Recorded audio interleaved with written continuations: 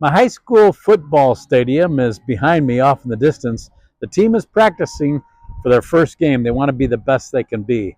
I want to talk to you about it in your morning cup of inspiration.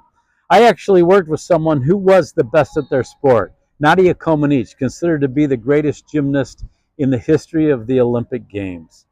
Nadia, before the show, handed me a box that was filled with her medals. I opened it and I couldn't believe it. Her gold, silver, and bronze medals, but they were all tarnished and they were mixed in with stale pieces of candy. Her Olympic order, which has only been given to a few athletes throughout the years, was actually broken in two. And I asked her husband about it later and I said, why doesn't she take better care of her medals? And he said, that time was a bad time in her life. She was performing and competing for Romania, who was under a dictator, and he was very cruel to Nadia after her career was over.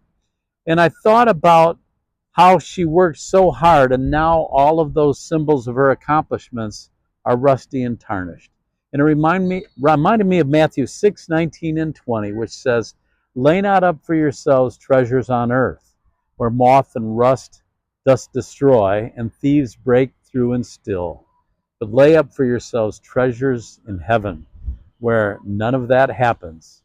For where your treasure is, there will your heart be also. So I'm asking you today, where is your treasure? And are you working for temporary awards or for eternal ones? God bless. I'll talk to you soon for another morning cup of inspiration.